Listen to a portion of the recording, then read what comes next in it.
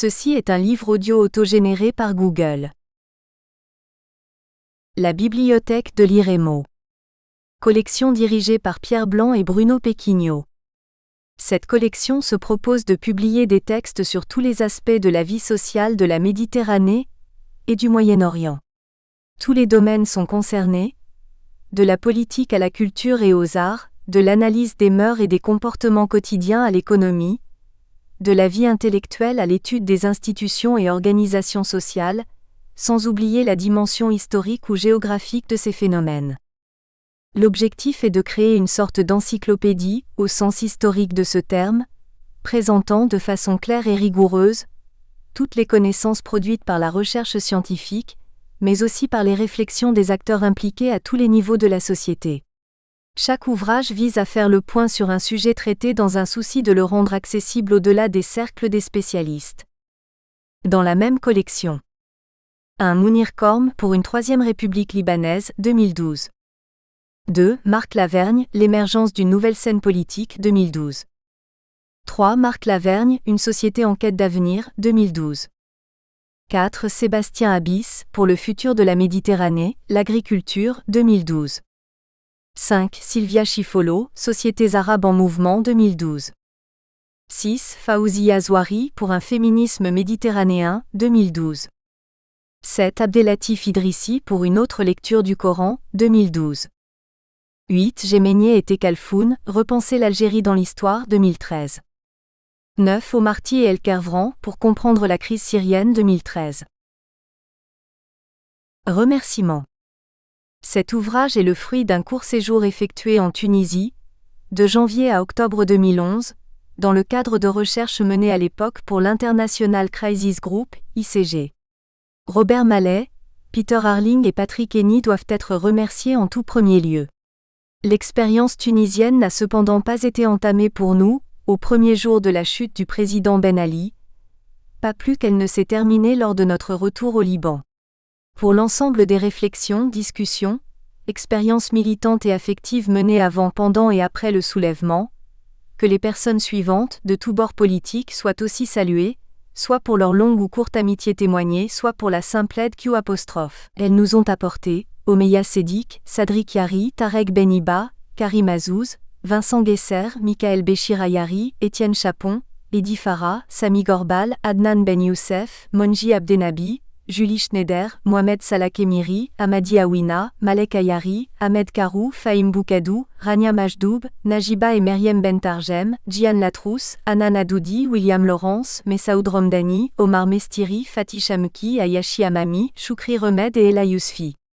Une pensée toute particulière enfin pour Kansa Bentarjem. Avant-propos. Le 16 juillet 2012, Rached Ranouchi est reconduit à la présidence du mouvement Ennahda. Le 9e congrès de l'organisation islamiste est une démonstration de force politique. Pendant 4 jours, ce sont 1103 délégués qui sont réunis au palais du Kram, dans le nord de Tunis. Plusieurs milliers de sympathisants et de militants du parti ont assisté à la cérémonie d'ouverture. Les représentants des principales chancelleries occidentales sont présents, pour ne quitter la salle qu'une fois le représentant du Hamas palestinien, Khaled Meshal, arrivé à la tribune. Le vice-président de la République du Soudan, Nafa'a Ali Nafa'a, a également fait le déplacement.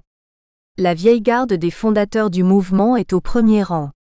Certains d'entre eux n'en sont pourtant plus les dirigeants.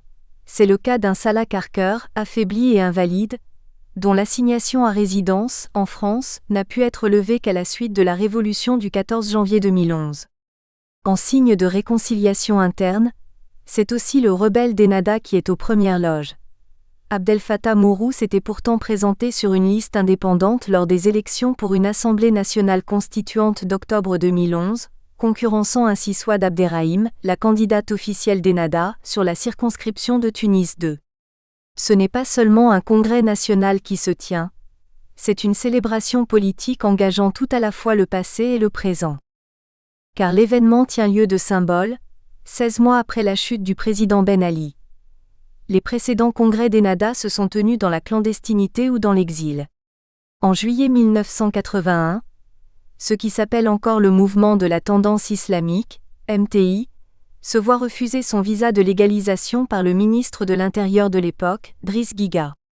Près de 500 de ses membres sont alors immédiatement arrêtés.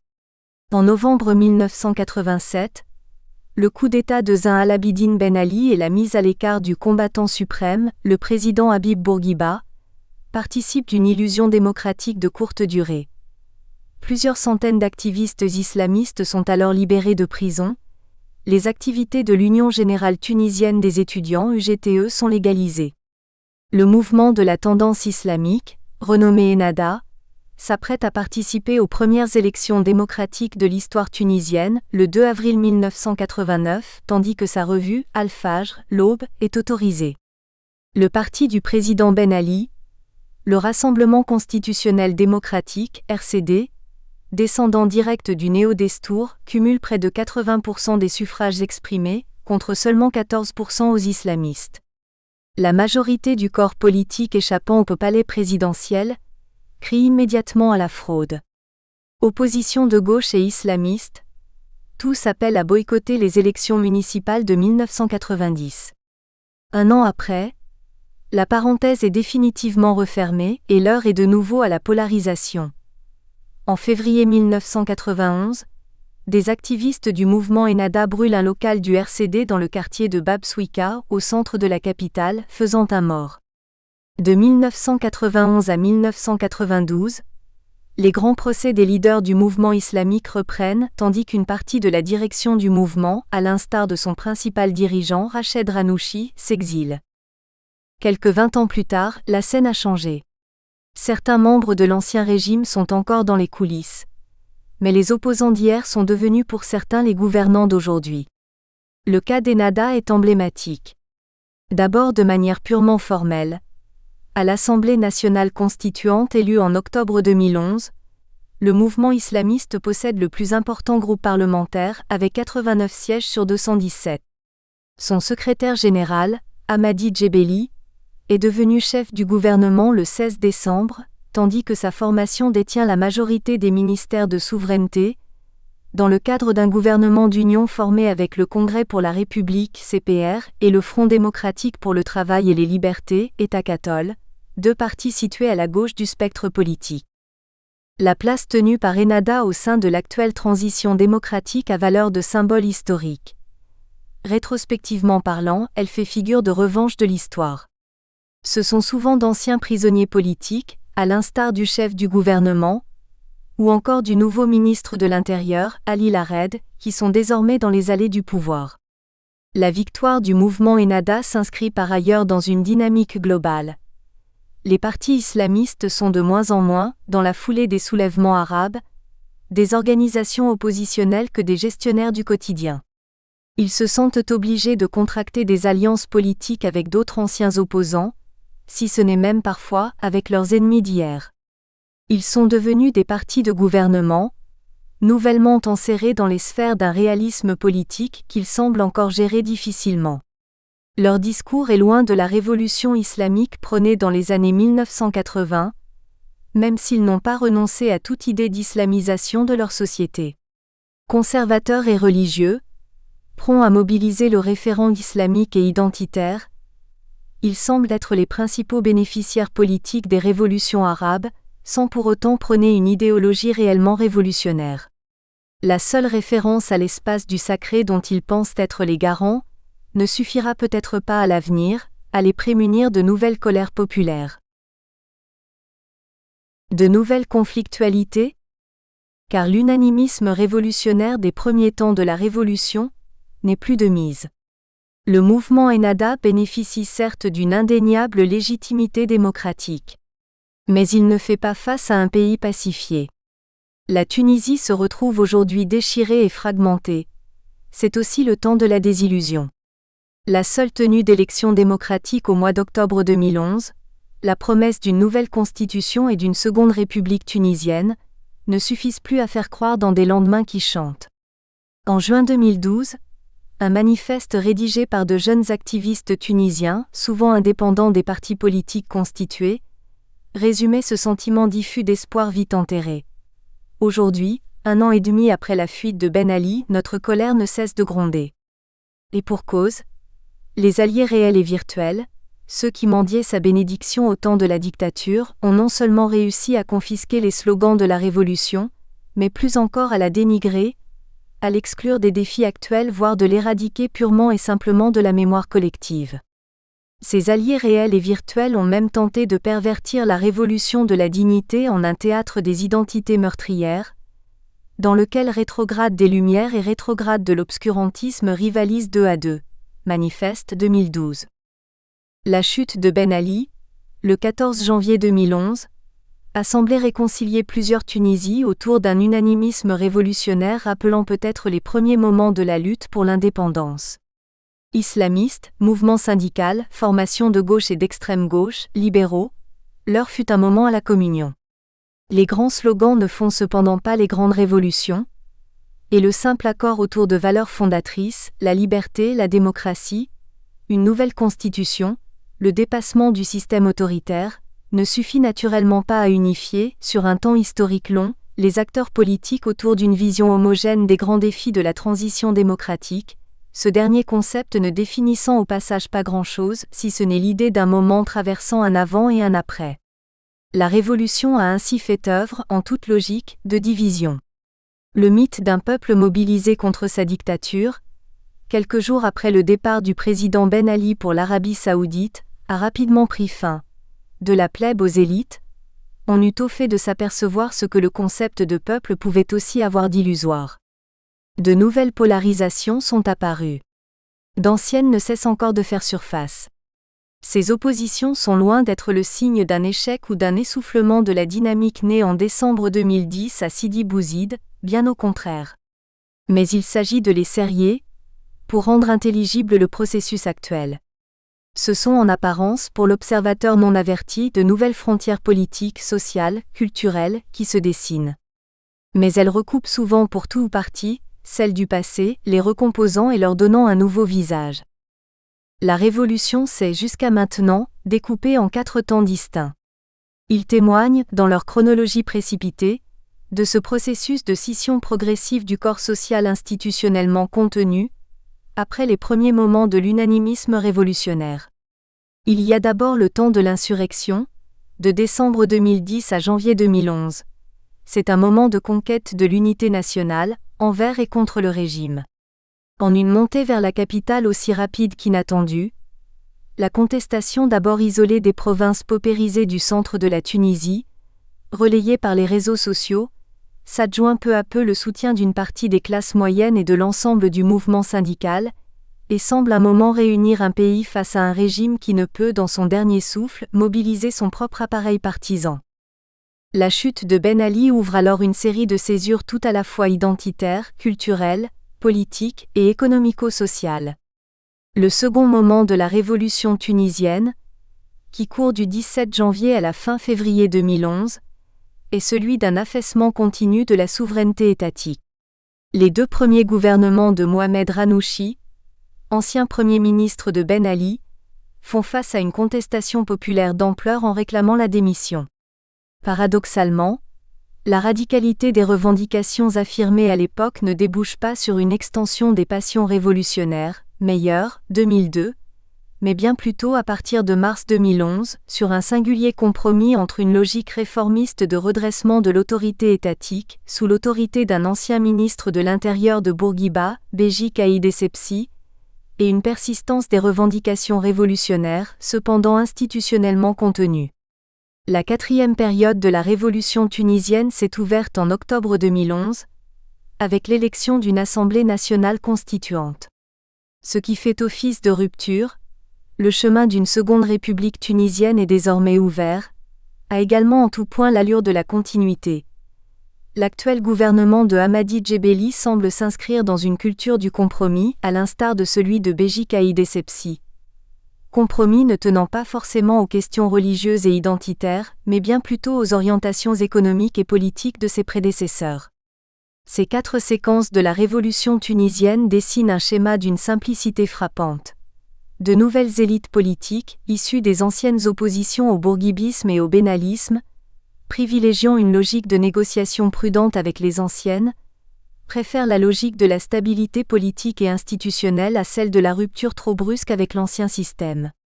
Réaliser les objectifs de la révolution signifie, ipso facto, devoir y mettre progressivement fin. En Tunisie, le sens caché de la révolution tient parfois dans sa volonté de ne pas vouloir être. C'est justement cette politique d'accommodement progressif avec les élites politiques et économiques de l'ancien système, souvent dépeinte sous le jour d'une nécessaire réconciliation nationale, qui provoque en retour réaction et opposition aux différents gouvernements transitoires, au-delà même de leurs différences politiques et idéologiques. S'il y a bien eu chute du régime, il n'en reste pas moins que la structure administrative et politique du bénalisme est encore debout. Le fonctionnement actuel de certains ministères, en premier lieu celui de l'Intérieur, tout comme de certains médias, montre une forte capacité de résilience du système passé. Dans le même temps, l'ancien parti au pouvoir, le Rassemblement constitutionnel démocratique, RCD, n'est pas mort. Il se recompose politiquement en éliminant la référence à Ben Ali, mais en réactivant l'image mythique d'un bourguibisme traité parfois sur un mode nostalgie. Certains de ses anciens membres préfèrent quant à eux négocier directement avec le mouvement Ennahda, dont ils saisissent sans peine qu'il est bien un acteur incontournable, si ce n'est déterminant, du système politique à venir. Or, depuis le début de la Révolution, la question de comment traiter et en finir avec l'ancien régime ne cesse de tarauder tant les gouvernements de transition que la société civile. Il y a bien une frontière progressive qui se crée entre ceux qui mettent en avant la lutte contre l'impunité et la demande de justice d'une part, qui s'inscrivent donc dans une logique de rupture radicale, et ceux qui prônent une réconciliation nationale progressive avec de larges factions de l'ancien parti au pouvoir. Que faire de l'ancien système est devenue une question qui divise. La seconde césure progressive qui est en train de se créer est celle entre le mouvement islamiste Ennahda et ses opposants, des libéraux à l'extrême gauche, en passant par la mouvance syndicale de l'Union générale tunisienne du travail, UGTT. Elle reste fondée sur un registre des peurs et des passions entre deux Tunisies, l'une séculière se réclamant d'un modernisme à la Daca, à la tunisienne, l'autre sans doute plus attachée aux référents islamiques. Cependant, rien n'est tout à fait manichéen et il y a dans cette dichotomie créée entre une Tunisie moderniste et une Tunisie conservatrice, quelque chose d'arbitraire. Les mouvements de gauche et de centre-gauche se retrouvent aujourd'hui divisés entre partisans d'un dialogue avec le mouvement Ennahda dans le cadre d'un gouvernement d'union nationale, c'est le cas du Congrès pour la République et d'État catholique, et ceux favorables à la constitution d'un nouveau bloc centriste pouvant éventuellement allié aux formations politiques issues du RCD, afin de contrer l'hégémonie progressive du mouvement islamiste. De même, les islamistes sont soumis à deux tentations. Une partie d'entre eux s'inscrit apparemment bien dans une logique de construction patiente d'un cadre démocratique, et privilégie pour cela le dialogue avec des acteurs politiques issus du centre-gauche ou des libéraux, tandis qu'une autre partie de leur direction semble de plus en plus tentée par une radicalisation fondamentaliste, si ce n'est par une volonté hégémonique et autoritaire. En forme de troisième voie, la gauche radicale, unifiée depuis l'été 2012 dans le Front populaire, refuse la bipolarité du système politique entre conservateurs islamistes et libéraux néo-bourguibistes, et tente de surfer sur la vague croissante de contestation sociale dans le pays. Dans tous les cas, la polarisation progressive entre islamistes et non-islamistes a une conséquence fondamentale. Elle tente à limiter les débats de la conjoncture politique actuelle à la problématique sécularisme-religion, alors même que la révolution du 14 janvier avait mis en valeur la question sociale, au travers notamment de la révolte des régions centrales, précarisées et marginalisées, de la Tunisie, et la cause devenue peu à peu mobilisatrice des diplômés chômeurs. Tout ceci conduit à la dernière frontière fondatrice de la révolution tunisienne, celle qui semble aujourd'hui opposer géographiquement et socialement deux Tunisies. Berceau de la révolution du 14 janvier, les régions centrales n'ont pas cessé leur révolte depuis. Si islamistes et non-islamistes semblent s'opposer autour des valeurs et des questions identitaires, ils s'accordent au moins sur un point: l'oubli et la négligence des régions périphériques. Cela se traduit notamment par des orientations économiques assez similaires entre les différentes formations présentes à l'Assemblée nationale constituante, au-delà de leurs références idéologiques propres.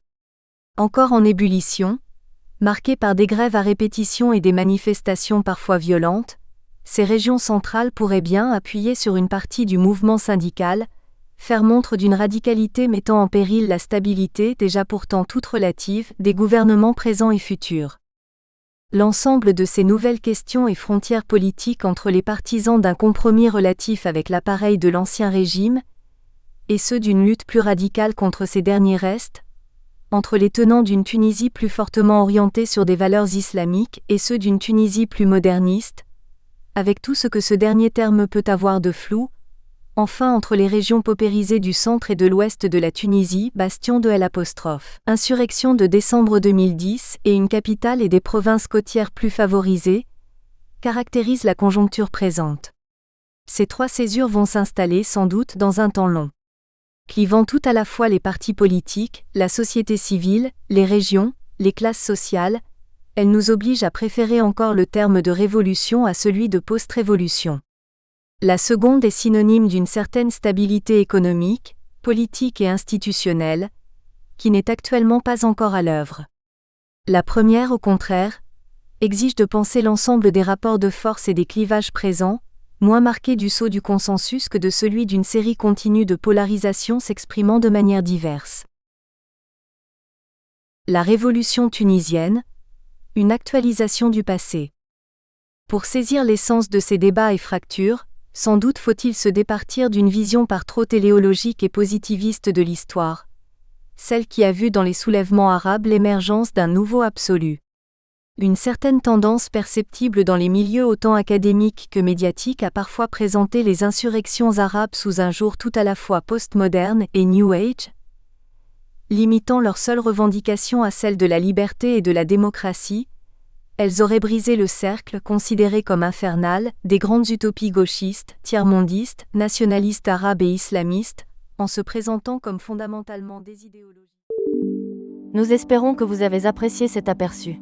Pour continuer à écouter ce livre audio sur Google Play Livres, utilisez le lien dans la description de la vidéo.